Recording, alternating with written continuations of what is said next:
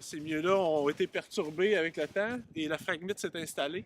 Donc, la fiducie a repris les propriétés pour restaurer ces milieux-là puis en assurer la protection en perpétuité. En fait, on a décapé pour enlever la terre noire au début. On a mis l'argile qui était creusée, on l'a mis en premier. Terre noire par-dessus. Puis après ça, on est planté sur les remblais de façon assez agressive avec des espèces qui poussent rapidement pour empêcher le fragmite de pousser.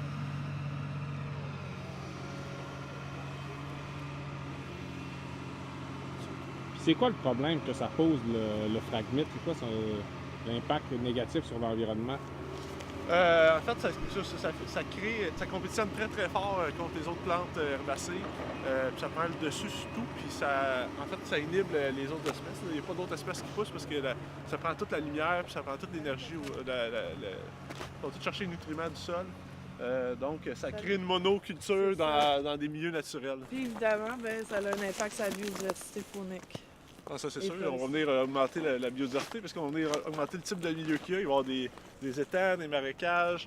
Il va y avoir des plantations de différentes espèces qui étaient plus là. Parce que dans le marais, ce que tu expliquais tantôt, Yannick, c'est qu'ils vont laisser des arbres morts pour créer des habitats pour les amphibiens dans le marais. Oui, puis si on regarde, on essaie aussi de garder à travers du remblai, là, on essaie de garder des arbres debout.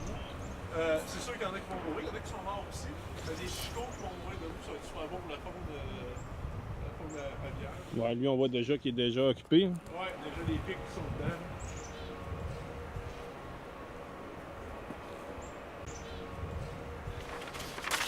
Donc, illustré, là, quand on était au site au début, quand on est parti, là, c'était un peu ce que ça ressemblait au départ. Plein de fragmites, des arbres morts, C'est une belle image.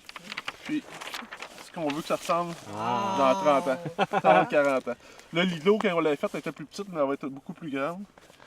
Donc, si je comprends bien, ce qu'on avait ici avant, c'était, en termes de vie, c'était pauvre. Il n'y avait pas beaucoup de biodiversité. Tu avais quelques espèces animales, j'imagine, quand même. Puis là, en modifiant tout ça, tu as le retour. Je vois les martins pêcheurs, les hirondelles qu'on a à peu près plus. Tu as un bison sur le bord. Ouais, c'est ça. On vise à augmenter la biodiversité du site, là. Ça, on n'avait pas les espèces aquatiques qui risquent d'être attirées par les marais, là. Ah non, c'est ça. Là, on va toutes avoir toutes les espèces aquatiques, grands hérons, peu importe les espèces aquatiques là, qui utilisent des... Puis après ça, toutes les amphibiens reptiles là, qu'on va développer, qui vont s'améliorer sûrement.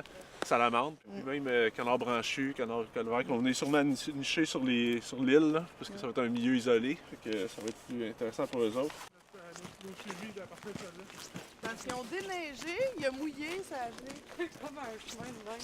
Ouais, station de suivi de biodiversité, là.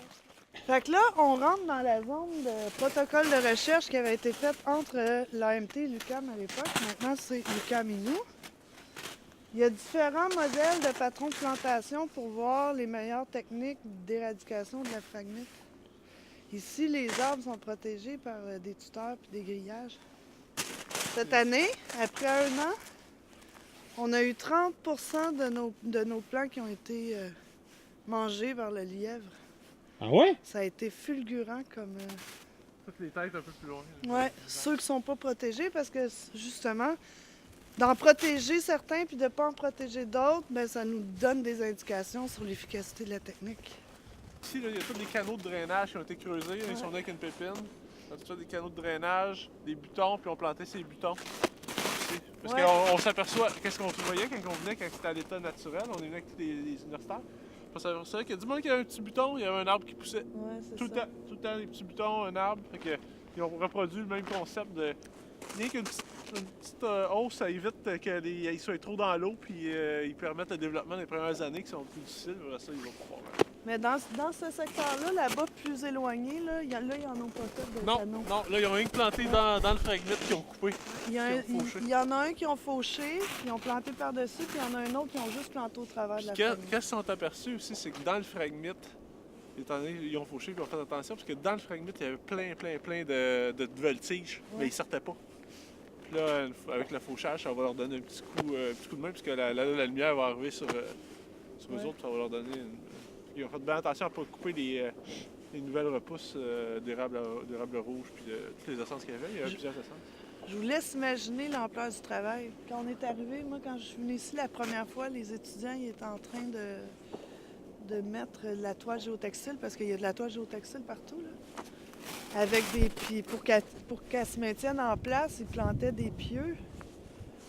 Tu sais, dérouler des rouleaux là, immenses de toile géotextile partout, puis ensuite planter. Puis on fait ça là, dans un laps de temps, puis dans des conditions vraiment difficiles, parce qu'il fallait qu'ils plantent avant le premier gel à l'automne.